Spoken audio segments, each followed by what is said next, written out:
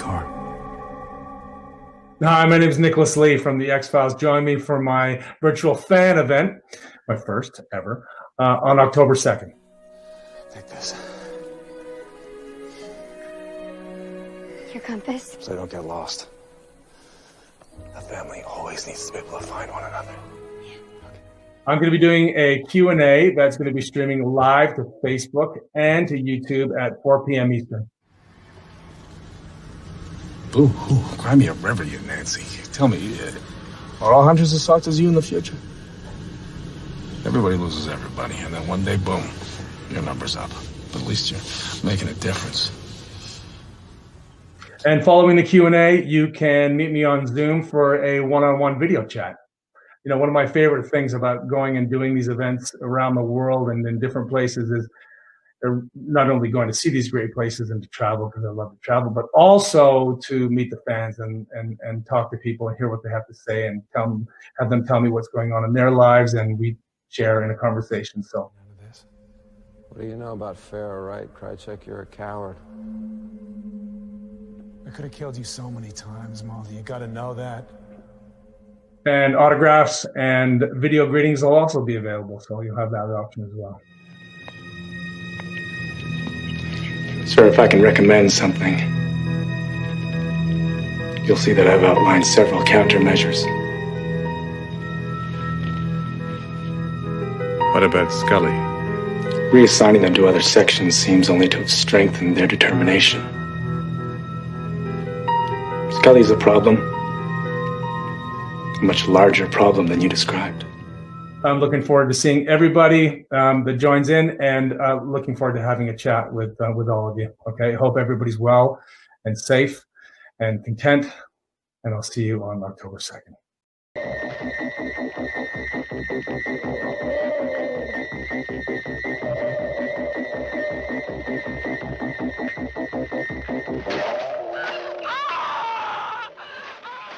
Hi, I'm Ian McCulloch. I was the star in Lucio Fulci's Zombie.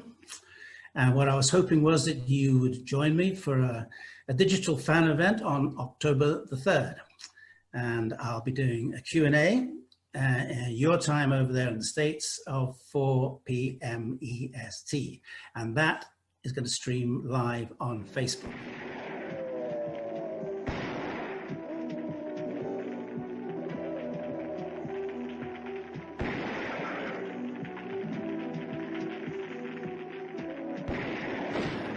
So following the Q&A, you can join me on Zoom for a one-to-one video meet and greet. But if you want autographs and video greetings, you can also find them available on fullempirepromotions.com. Hope to see you and hear you. Bye. Since the discovery of the first zombie is getting worse by the hour. There's chaos in the streets. I got him!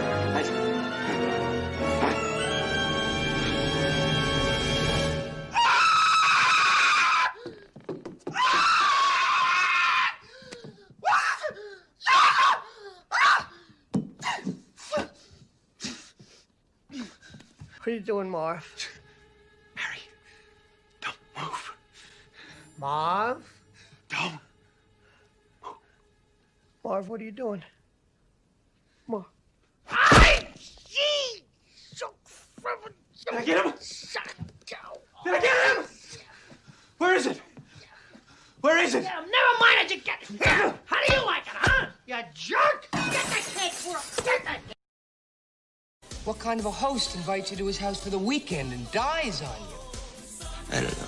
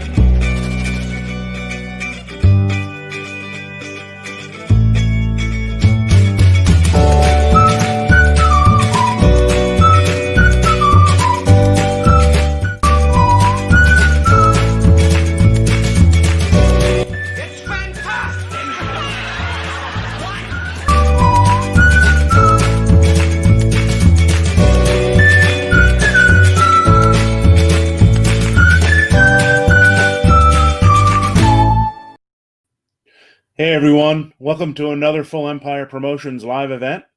I'm Dominic. I'll be your host for the special Q&A with the great Terry Kiseer. We're live on Facebook and YouTube, so thanks so much to everyone who's watching along. Feel free to ask Terry some questions or leave some comments, and we'll get to those during the broadcast. Following this Q&A, you can have a one-on-one private conversation with Terry on Zoom. He'll be doing meet and greets on there directly after this Q&A. You can have 5 minutes to talk with Terry about anything you'd like, and we'll even send you a recording of your meeting to have as a fun memory you can have forever. You can also get personally signed photographs and video greetings from Terry. For all that information and more, please visit FullEmpirePromotions.com. Well, the time to welcome our special guest. You probably know him as the iconic dead guy, Bernie Lomax from Weekend at Bernie's 1 and 2, as well as Bad News Cruise on Friday the 13th, Part 7, and such films as From a Whisper to a Scream, Mannequin 2, Steel, and Tammy and the T-Rex. His TV credits include memorable performances on Three's Company, The Golden Girls, Hill Street Blues, Night Court, and many, many others. Recent credits include A Christmas Tree Miracle, the TV series Johnny Dynamo, and the film Farmer of the Year. My honor to welcome a witty, charismatic gentleman, a great friend, and a talented artist, Mr. Terry Kiseer. Hey, Terry. Oh, bravo. Thank you, Dominic. That was a wonderful introduction. It's so funny. I look at some of the photos that you put together, which was wonderful. And I said, what was that? When did I do that? I couldn't even recognize, a couple of things that I did. It's nice to be with you and our fans from all over. Yeah, no, it's you've done so many great roles, and it was hard to pick which ones to put in there. Yeah. Yeah. So how are you doing? Everything? I'm doing very well. This COVID, of course, has slowed all of us down. I have a COVID haircut. Haven't had a cut in, about a year, it feels like. But things are going well. Just finished the first Uri International Film Festival that I was co-founder with. And it was a very, very big success in the beautiful Colorado Rockies. Had artists coming from all over to show their films, accept their awards, talk, do Q&A. And it was a full success, and looking forward to doing it again next year. I think the dates are June 18th, 19th, and 20th. Great. Well, hopefully you can do it in person again. Well, I understand you were born in Omaha, Nebraska. Did you grow up there? I was not born in Omaha, Nebraska. I was born in Elmhurst, Illinois. Omaha, Omaha, Nebraska was where I went to high school. My freshman, sophomore, junior, senior graduated high school there, and then went on to Kansas University, which, you can't be an actor in the Midwest. You have to be a doctor or a lawyer or something. So I studied, or a farmer, industrial engineering. So I had a degree in civil and business engineering, but I'd been acting for so long in plays. I had my own theater company in high school and in college. So did so much of that. And so when I graduated, I went to work for a firm called Cornhusker Paving Company and bid on concrete streets and the reinforced concrete pipe. And I lasted there 6 months and decided if I don't go to New York, I have to follow my heart on this and at least try acting. And so an wise old man told me that, he says, give it a time period. It's not for the rest of your life. So I said, okay, 3 years, I'll go to New York and see what happens. So I got on a bus with $1,500 in my pocket and went to New York, not knowing a soul. And it was an adventure that turned out okay. Yeah, you went to New York under the wing of Lee Strasberg. How did you become acquainted with Lee? The first thing I did, I wanted to sign up to the Actors Studio, and I was accepted. So I'm a lifetime member to that, and to be able to study under the guidance of Lee Strasberg has not only been an honor, but it showed the craft where it could go in serious and comedy. Everybody thinks the actor studio is all serious and stuff like that, but acting is acting. And so what you do is try to find that character. And if he's funny or he's serious, it's still a character that you're evolving out of yourself. And so I did try to get into the actor's studio for my audition to be the first actor to get in with comedy. And I chose a wonderful, funny play, Murray Schusskel's Love, L-U-V, that was on Broadway with Alan Arkin, Eli Wallach, and Ann Jackson. And everybody was laughing, but Lee wouldn't let me in with the comedy. He says, come back with something serious. So I came back with something serious, and I was accepted. And so now I'm a lifetime member and very honored. Yeah, that's great. Did you have any sort of role model on screen or off screen that pushed you to pursue acting, or was it just a passion that you decided to do yourself? It was I think something I decided myself what I wanted to do. I love the craft of acting. The business is a little strange, but the craft itself just intrigued me. And so being in tutelage underneath Strasberg and finding that it turned out doing Broadway plays, and that's where I started, Broadway, and of course off Broadway, and then moved to LA to pursue obviously television and movies. That's kind of where you had to be. So no, not. I mean, you can name Anthony Hopkins, you can name Brando, you can name people that I mean are stunning in their craft. But no, it was an overall thing of just the craft of acting that attracted me, and I always thought it was better than working for him. For sure. Well, you have a viewer, Donna Jean Phillips. She's watching. She says she thinks your COVID hair looks great. That's very thoughtful, and I thank you for that. It's so funny because nobody gets haircuts. Everybody kind of runs around, and, but eventually get cut. I feel fortunate that I got enough hair that I can cut. Yeah, no, you have great hair. I got a lot of hair. Yeah, that works out well. Yeah. Well, you started off your career mostly on TV with guest spots on TV shows like NYPD, The $6 Million Man, Beretta, and Barnaby Jones. Were you under a contract with any studio, or did you just go from show to show through an agent? Show to show. I was under contract for Universal Studios for a year, and so did a lot of their shows, which was a lot of fun.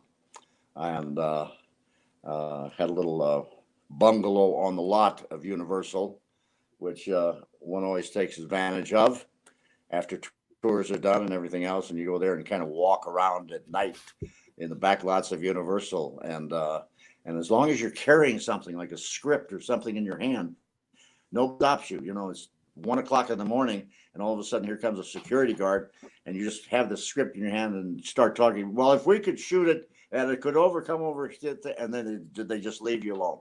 So I had a lot of fun wandering around the backyard lots of Universal. Fun times. Yeah, that's cool. Were you an avid film fan while you were learning how to act? Did you watch a lot of TV? Was there any TV shows that you wanted to be on that you watched that said, "Man, I want to be on that show"? It turned out that I was on every TV show, so I dream came true. I guest starred on just about everything, Don. Yeah. So I met a lot of wonderful people, a lot of old people, because when I was young, doing those things. So the older people kind of took you under their wings. Well, this would help, Terry, if you just stay on the spot and pivot here so the camera could be here. They gave me great advice. Actors are like that. They pass on the craft to the younger actors, and I think that's what makes it a great joy to be that you have people that do care about you because they care about the craft. Right. Yeah. Well, I want to mention a movie you did called Steel, which I really enjoy. It had an A-list cast of character actors like George Kennedy, Art Carney, Lee Majors, R.G. Armstrong, and the great Richard Lynch. Was this a fun experience for you? Do you remember doing Steel? Of course, it was a wonderful experience. We shot it in Kentucky, and it was about a bunch of steel workers that walked on the beams as they were building the buildings, and practiced on a beam that was like 5 feet off the ground just to get used to walking and see what you could do. But then when we shot, we got up there, and it was precarious. But I think one of the fun moments of the Art Carney, I'm a great admirer. I've seen him on stage with Mathau in The Odd Couple. That was one of the funniest things I've ever seen. And obviously the Gleason show.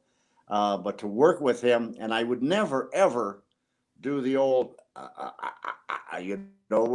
he does a thing. And but sitting on a chair and stuff like that, he did it to me once, and he went, and so I got to do it back to him. That's and I great. said, I'll remember that as long as I live. And what they had with him, they were worried. They didn't want Art Carney to drink when he's out of town. He didn't have his wife with him, and he tended to drink a little. And so how they did alleviated that. What they did is they brought a piano into his suite so that he could just play the piano anytime he wanted. And a lot of people didn't know that he played, but they brought in a piano, didn't drink, played the piano. No kidding. I'll have to try that. Yeah. Oh, well, I have to ask about Richard Lynch because he was my favorite actor of all time. Did you have any memorable stories with him? I have many Richard. He was, a troubled man in some of his private life, but an incredible actor. And he always wanted to rehearse. He said, Terry, can we rehearse? I said, absolutely, Richard. Come on, let's go.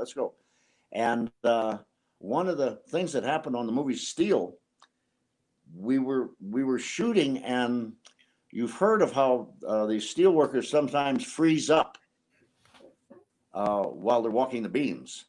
And Richard happened to freeze up, and he couldn't move. And so they kind of had to pry him off there and get him down. And it's just a psychological thing.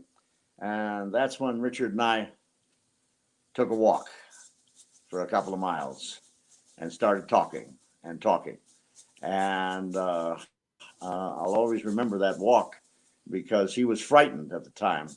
And I think I probably relayed some of the moments in my life that I was frightened, whether it was falling off a horse or whatever it was. But I think that 2-mile walk freed him to the beam, as they say, because he did get back on, and he says, I'm going, Terry. I said, go for it, Rich. Lovely man. I'll remember Richard a long time. Yeah, he was great. I don't think anybody's ever going to be able to play a bad guy like he did. No. I mean, just the looks of, and very intense actor.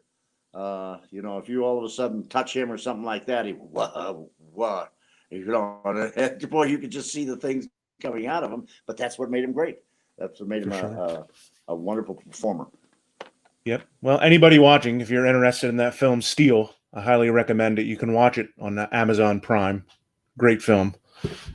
You appeared in 2 very memorable episodes of Three's Company.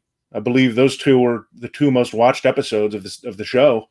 I had read that somewhere. They did turn out to be that. Yeah. Yeah. Did you have any fun memories you can share about John Ritter? Oh, John and I became pretty tight, and the reason being is because he sees the acting as a craft, not as showbiz, and there just wasn't any showbiz in John. He wanted to rehearse. He would like to talk about acting. I was doing a play while I was doing it. He came to my play, which meant a lot to me while I was doing it in LA. And he's just the success starts at the top, and that's why the show was so good, because John was the top dog, and where he went, everybody went, and he was always into rehearsal. He wasn't into messing around. There was no showbiz involved, and he was a joy to be around. Just a full human being. Good man. Yeah, yeah. Left us too soon, didn't he? Absolutely. Woo. Absolutely. Yes. Yeah. Well, you played Vic Hitler on Hill Street Blues in 1983. A comedian who suffered from narcolepsy and would suddenly fall asleep during his performances. Were there ever any plans to bring this character back for more episodes, because he was so great? Yeah, I wish they would, because he was a wonderful character. And what defined the whole character, they said, well, what is your name? When I was arrested for having 150 parking tickets in my glove compartment. And they said, you're a stand-up comic? And I said, yes, I am. Yes, I am. I am. And he said, what's your name? He says, my name is Vic Hitler. And they started giggling a little bit, and they said, Vic Hitler? I said, yes, Vic Hitler.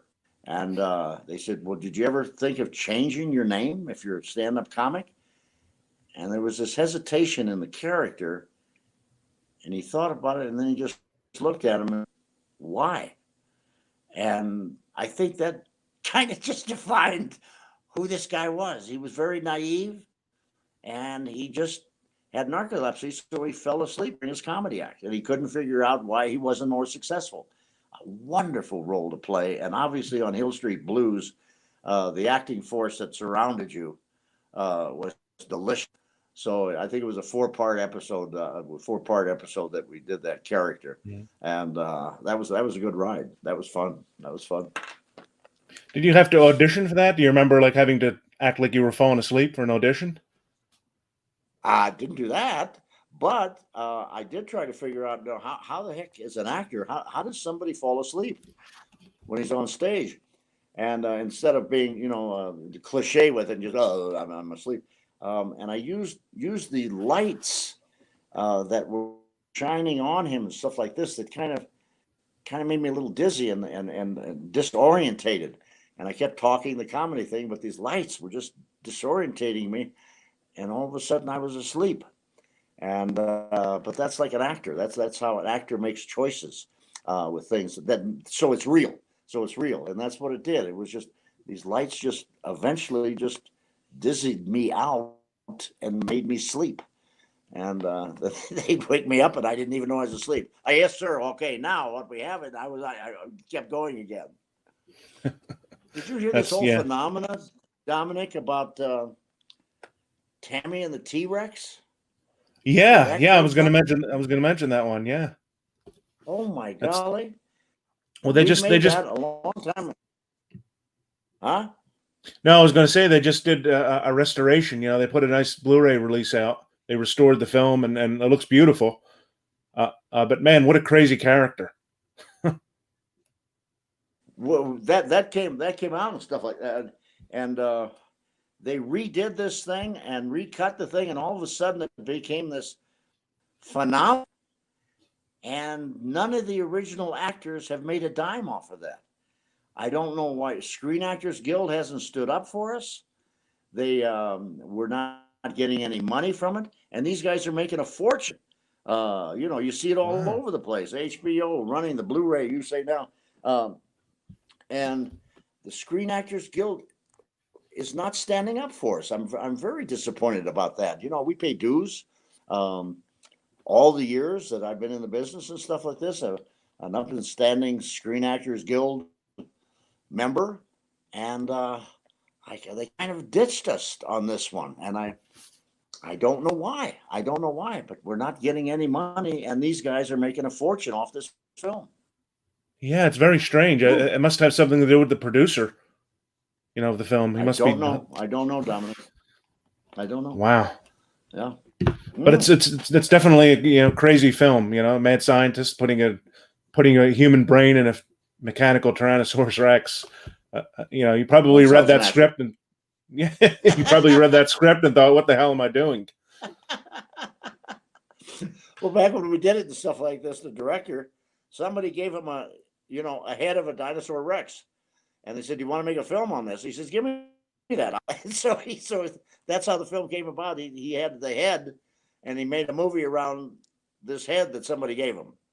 And at the time, that was Denise Richards' film, and I remember Raphael, the director, coming up to me and he says, "Terry, I want you to come here." And I said, "What?" He says, "Look through the camera lens."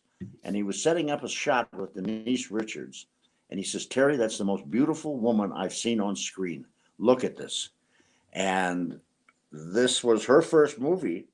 And obviously we know, her success. But he just he discovered her, Yeah, I believe it was one of Paul Walker's earlier films as well. That's correct. That's correct. One of his too. But the director never looked through the camera and said, "Terry, you are just beautiful." Never said that to me at all. They said, "Just do your lines and move on." Obviously, he said that in his head. He's just too shy to say it to you. But that's fun. That's fun. Well, looking back, at all the TV shows that you've done, all the guest spots, would you say that playing a guest part or smaller part is more difficult than playing the lead because you have a shorter time period to make an impression? I think you'll hear this from a lot of people, but when you're a character actor, you have the opportunity to play so many wonderful, diverse parts.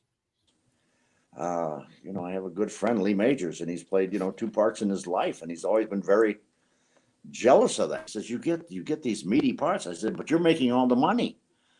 And he says, "I know, but you get all the parts." And I said, "Okay, I guess it all evens out somehow. I don't know how that is."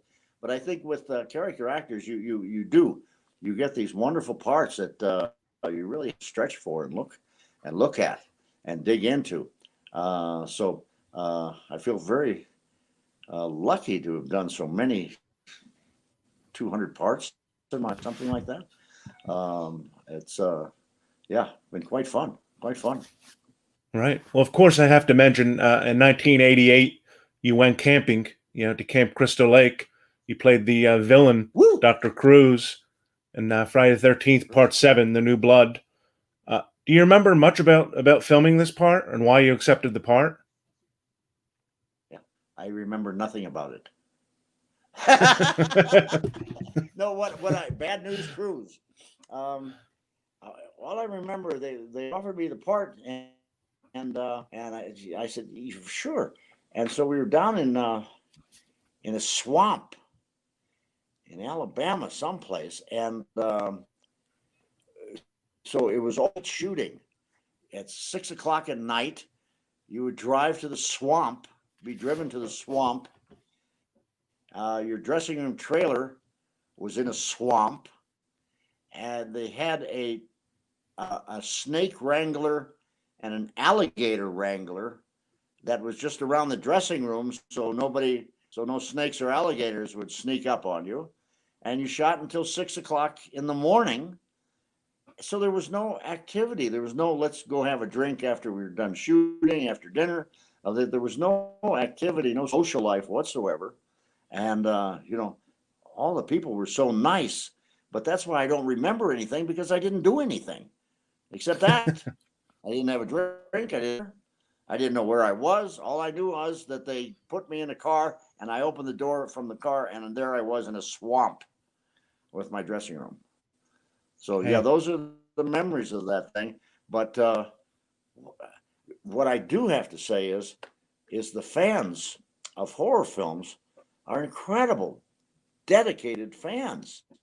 They'll follow you all over the world. And, you've seen it at our Comic-Con and horror shows, Dominic, with me, that for some reason they just are there. And they got books, and they got things, and they got hatchets, and they got masks. And "Can you sign this? Can you sign this?"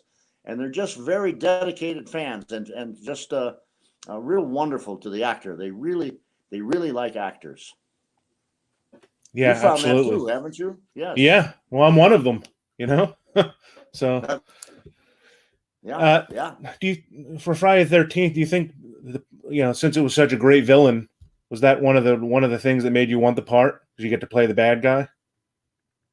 That usually, the only bad guy in the thing is the Jason, and here was an opportunity to play a bad guy in a bad guy movie, and so Jason wasn't the only one that was bad. I was bad too. Bad News Cruise, and but I sure got it at the end, didn't I? They took me to it with a whoo. They get rid of you real quick. Just zip off your head or your arms or whatever. You're gone. You're gone. Yeah. But when they did kill me, I got back in the car, out of the swamp, and back home, and I had a dinner. I said, "This is my first dinner since I've been working on this film." Well, speaking of dead, your next role came, which is turned into your most iconic career role, and that was playing Bernie Lomax on Weekend at Bernie's.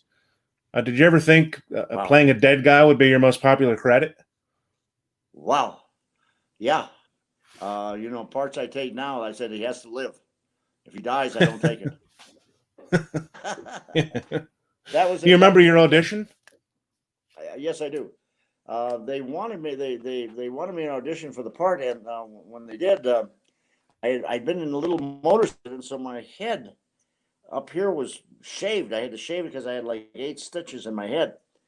And I said, I can't put something on tape because I don't have any here. And we think you're right. I said, I can't. And so I didn't hear anything from it. And I was kind of recuperating for a month. I didn't shave. I let my hair, the hair grow out and stuff. I get a call again. Terry, they can't find this Bernie character. And they're the director and the producer, the writer in New York now trying to cast it. But I still think you're right. Can you come in? And I kind of looked at my okay, I'm coming in. And so I started shaving, and I'm shaving, and all of a sudden I come, I'm going to keep that. And I kept the mustache. Never had a mustache in my life. And I said, for this audition, I kept the mustache. And to this day, I think that mustache got me the job because they had cast Andrew McCarthy and Jonathan Silverman already, and they were kind of wanted this image in between these two, young guys, what it would look like. And I just think that mustache kind of blended into them and got the part. Now they gave it to me right away while the director and the producer and writer were in New York. You got the part. I hadn't met them. Now they come back to LA and they want to meet me now because I got the part. I didn't want to meet them because I was afraid they're going to take the part away from me. They say, now they go, no, I don't think I can't like that. No, I'll meet them when we're in wardrobe. I'll be glad to meet everybody in wardrobe and stuff like this. So I wouldn't meet anybody until it was signed and delivered that I got the part. And it worked out pretty good. When we did the thing, I kind of thought, well, this could just be a one-trick pony. In other words, okay, a dead guy, and it's not. But then we started rehearsing the thing in New York City when we all got together, and we started improvising stuff with tie shoelaces like this. And everybody started laughing, and the three of us started laughing, and we kind of looked at each other and saying, we could have something funny here. This could work. This could work. And I think one of the things that bothered me the most, yet was most gratifying when I found the answer, was the first time that I saw myself on film dead. And I looked, and people know the dailies are what you shot the day before. So you shoot, and then you go to the next day, and you have lunch, and you see what you shot the day before. And I saw me dead, and it wasn't funny. He was just dead. He wasn't funny dead. And I'm going, this doesn't work. What am I going to do about this? And so what happened was I was in the hotel room in front of the mirror. I said, and you go back to acting 101, the beginning. What is he doing? He's trying to goof on these guys, and he's trying to be funny with them and breaking them up. That's really kind of what he's doing. And so I'm in the mirror, but this is where the Bernie smirk came from. That thing that comes out like this. And I was practicing and looking, and I said, "Oh, that could work." And then I had it, whatever I had to hold it for 2 minutes, while you're shooting. And so this day I was dead, and I tried it. I said, "Okay, go ahead and shoot." And the crew started laughing. And when you get these old guys that have seen everything, and they're going, I said, "Uh-oh, we got something." So the next day we saw the dailies. Well, everybody broke up during the dailies with this. And it became known as the Bernie smirk. And it made the dead guy funny and not just dead. Right. True story. Yeah. It gave him a little bit of personality. Absolutely. Now the original title wasn't Weekend at Bernie's, was it? Say it again. The original title was not Weekend at Bernie's, correct? It was not. It was called. Was it called Beach House or Beach Party? No, it was Salt and Pepper or something. Something. No, it wasn't Beach House or something. Hot like and this. Cold. That's what it was. Hot and Cold. Hot Correct, and Cold. Correct. Okay. Hot and Cold. And we started shooting this thing, and all of a sudden, Bernie kind of came to the forefront of this movie. I mean, it was about Bernie, for crying out loud, with two wonderful actors of Jonathan and Andrew. But it became a movie about Bernie. So I went to the producer. I said, "I think you're going to have to change the title of this movie." And he says, "What?" I said, "It's Bernie, for crying out loud. It should be Bernie. Weekend of Bernie, something. Weekend of Bernie, yeah, something. I mean, but it has that Bernie in it, because it's all of a sudden something. Everything is revolving around him, and lo and behold, Weekend at Bernie's. That's how it ended up. Yeah. Very cool. Well, of course, I have to mention the villain of the show, Don Calfa. He was absolutely hilarious in this part. Had you known him prior? I've known Don. He's one of my dearest friends. He's passed away now. Yes. But he always could make me laugh. He loved to cook. And if I'd get down in the dumps, or I just talk to somebody, so I give Don a call. And Don, how are you? Hold on, Terry. Let me put in my earplugs. Hold on. Okay, hold on. And now I'm starting to laugh already. I'm starting to laugh, holding for a guy putting in his earplug. Okay. I don't know. I'm cooking, and I don't know how quite this tomato has to have a base to it. And so he gets into this cooking thing. I had nothing to do with and I'm starting to laugh on the phone, and all of a sudden now I forgot everything that was upsetting me. I'm into that tomato and how he's going to baste it or paste it or whatever he does to a tomato. And he just always lightened me up. And it was always a joy just to be with him, because he was such a wonderful human being, a wonderful man. And he could go into the grocery store and spend 2 hours feeling every tomato that was on display. It upset the people a little bit, but he wanted to find the right tomatoes. And so he did things like this, that one time for on the Bernie set, he roasted a pig and brought a roasted pig to the set and cooked it. And he says, "Here, Terry, here, try this." And he took the pig's ear and broke off the pig's ear and gave it to me. And he says, "Here, eat this. It's just like a potato chip. You'll love it." And instead of eating it, started laughing again. And this was Don. That it was just always a joy to be around him, no matter what you were doing, whether you were in the store getting tomatoes, or if you're trying to get this old car of his to run because he forgot to put the oil in it for the last 6 months. The things that he would come up with just made me feel good. And I'll always remember that. And one other thing, we're all members of the Academy of Motion Picture Arts and Science, and we're fortunate enough to be able to vote on the Academy Awards. So when that time period comes, like October, November, December, when most of the films come, we would talk every day and compare notes. Terry, don't forget, this one actor, supporting actor, the music in this one, Terry, make sure you get the music. And so every day we would talk to each other. And I think I miss that the most of our relationship, of comparing movies. And he was like Wikipedia. Don, what was that actor that had a patch? And the movie was made in 1930. Oh yeah, that was the music was done by so and so, and that was that, and the writer was so on. He knew everything. He was like an encyclopedia. You could ask him anything. God bless him up there. He's making a movie up there someplace. I'll tell you that. Absolutely, and I wouldn't want to be a pig around him. No, absolutely not. Yeah.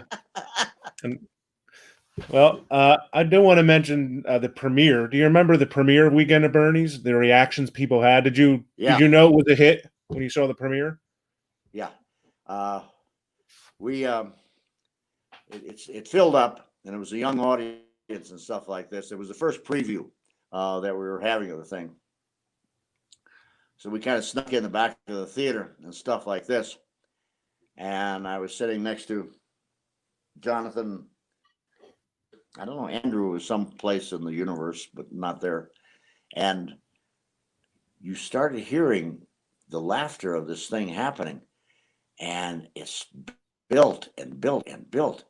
And I was getting goose pimples. Oh, and I'm saying, my God, this is a hit.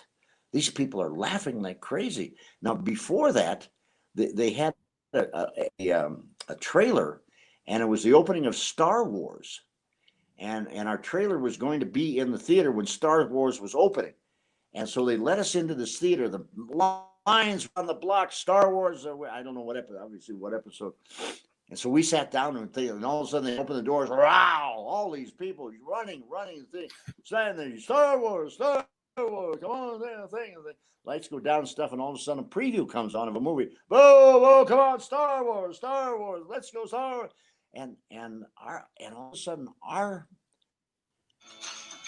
movie came on, and everybody, Star Wars, it got quiet, and then people started laughing and stuff like that. That was an indication of saying, whoa, we just shut up Star Wars, and they are now laughing at this crazy Bernie walking around with an arrow in his head.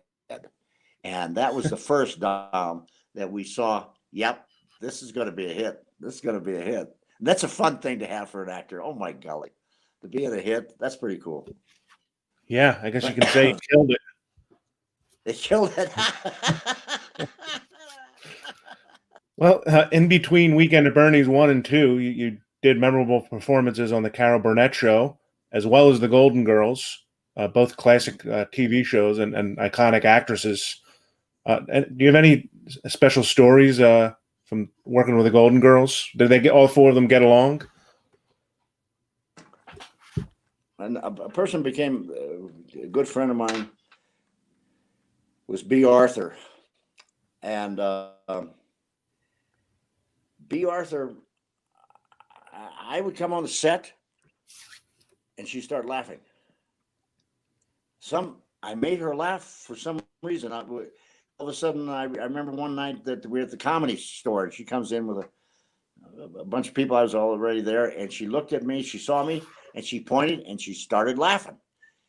And then for some reason, I made this iconic, incredible actress from stage to comedy. Terry Kiseer, made her laugh. And I don't know why. And no, come over for Christmas dinner, Terry. I was, come on. You know, it just became a wonderful, wonderful relationship. And she has passed away. To this, I don't know why it happened about her laughing every time she saw me. I don't know what it was. I thought my zipper might be down at first. And I said, nope, that's not it. Nope, it's something else. It's life. It's she sees something, she just giggles when she sees Terry. So I remember that pretty heavily. That was like an honor to be B. Richards' laugh by boy, whatever that was. That was an honor. Yeah, well, I think it's also your energy and your personality, and that you're always smiling. it's contagious. I think that was probably it. Well, whatever it was, I'll remember her always. Gee, what an icon, huh? Absolutely. Woo. B. Richards. Woo. Yeah. B. Arthur, yeah.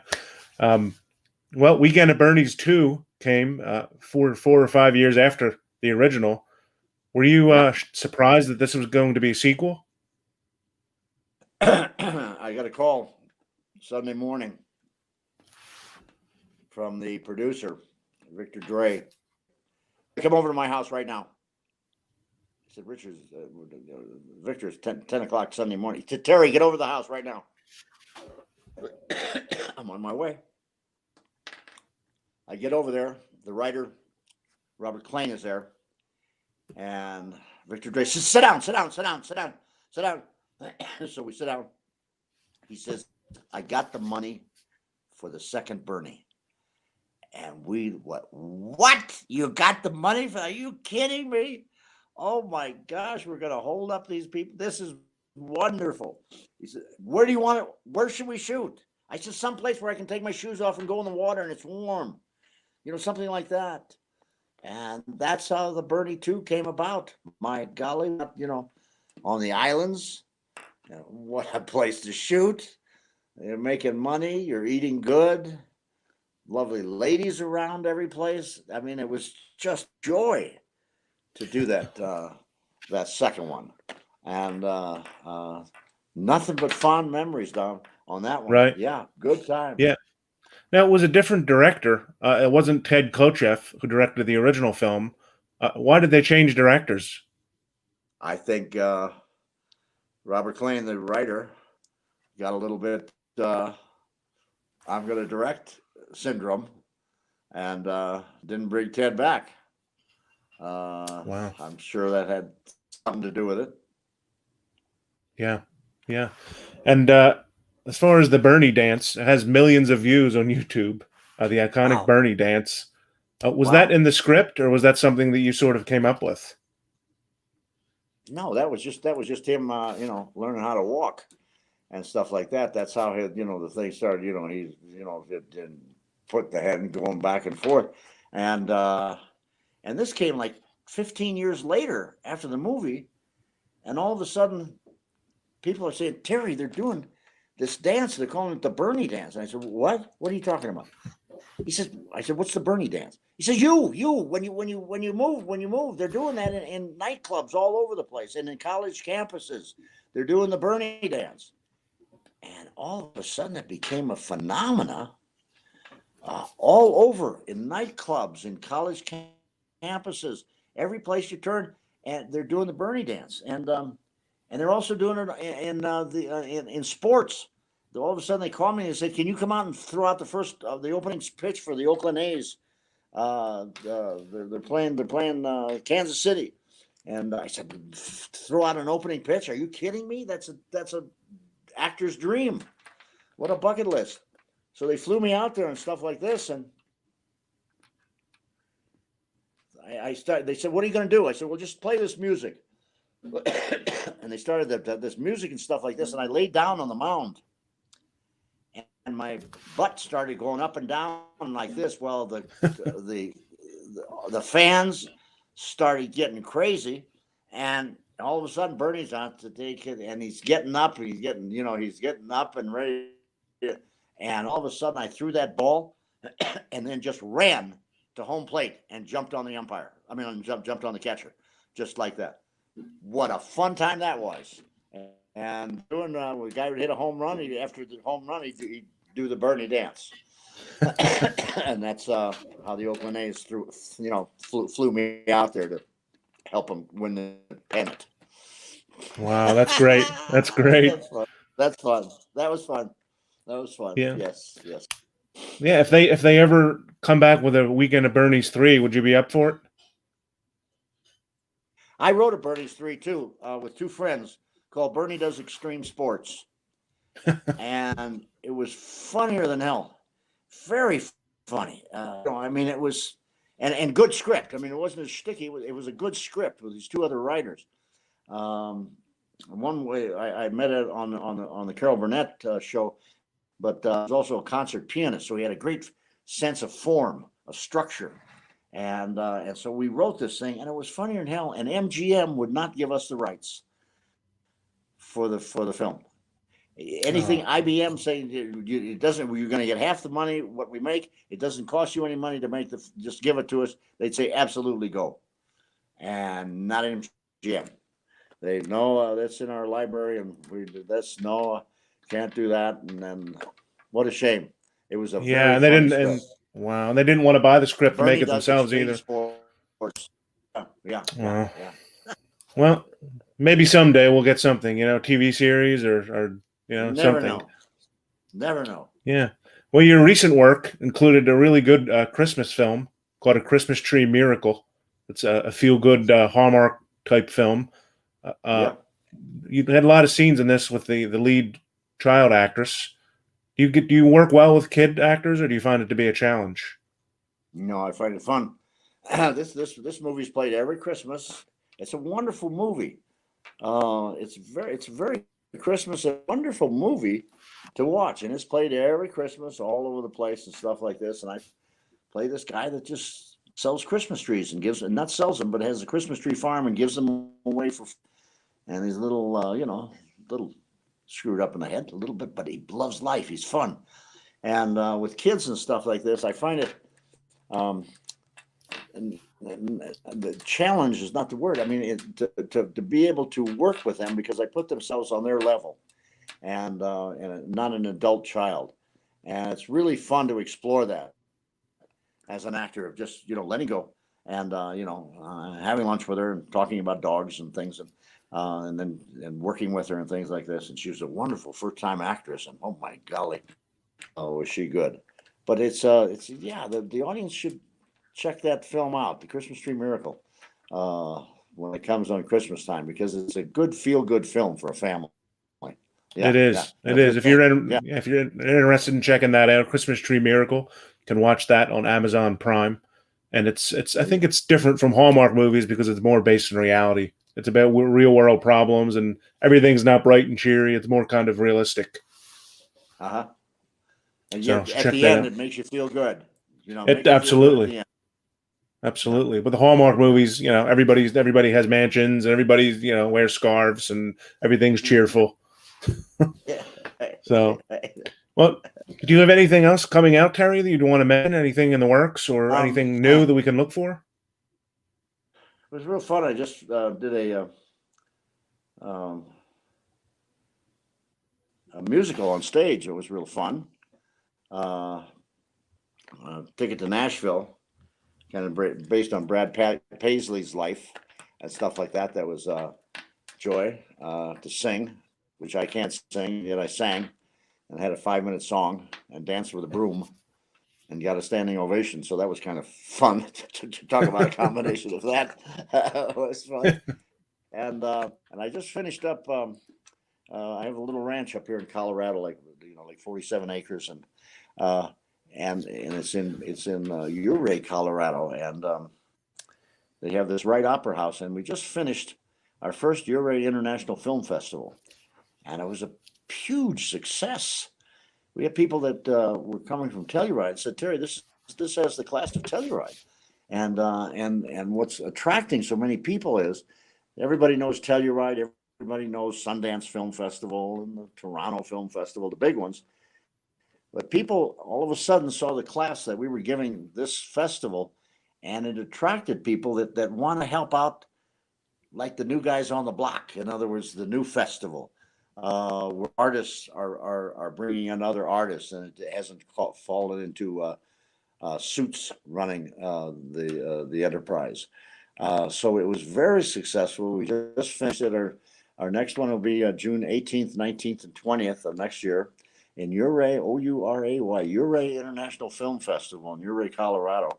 And we ended up, the closing film, which was our international film, was a film called The Steed, Steed, about this boy and a horse. And it's in Mongolia, Mongolian film, and about a boy and a horse. And the horse is stolen from him, and the journey of the horse trying to find the boy and the boy trying to find the horse. And it's very Dances with Wolves, big. I mean, 3,000 horses and I mean, it's big and epic. And that that was the last film of our film festival, and it was a big success. So next year we're looking for, obviously we did something, I think 23 films at this festival. We showed in their animation, short film, trees,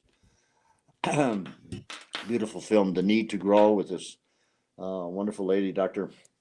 Murray, professor from Austin, and connected with Netflix and stuff like this, about the environment and stuff like this. And she gave lectures afterwards about it, and talked about life, what independent films are, how to produce, networking. So it was a conglomerate of a lot of things, but a lot of people got involved, and a lot of people want to be involved next year. So I think this is a growing thing that, as I said, I'm one of the co-founders with two young kids from Vanderbilt University, two doctors in film. So onward Very and cool. upward. Yeah, and that's Ouray. That's Ouray, Ouray. Yeah, Ouray. Ouray. It's called Ouray, but Ouray. Ouray. Put that on the screen there. Film Festival. Yeah, it's pretty cool. Yeah, let's check that out. Well, I do have to mention how you and I met. We met over 10 years ago. I pulled you into your first Comic-Con or Horror-Con. Yeah. And I have to ask, you've done a handful of them since then. What is your overall vibe and feel about these events? Well, you know, when you first approached me, I wouldn't do them. I didn't want to do them.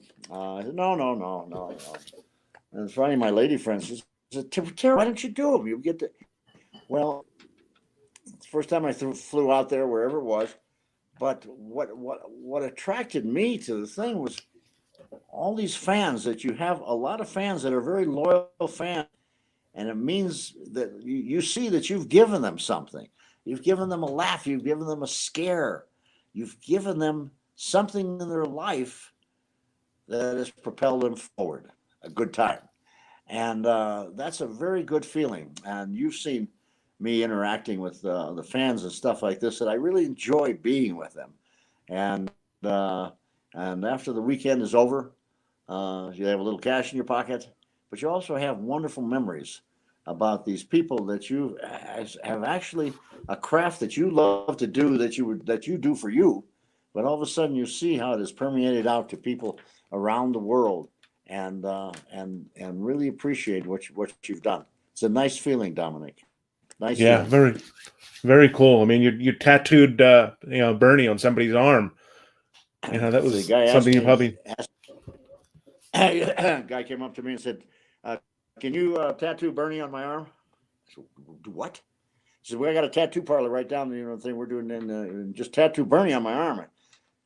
Wait a minute. Let me about it.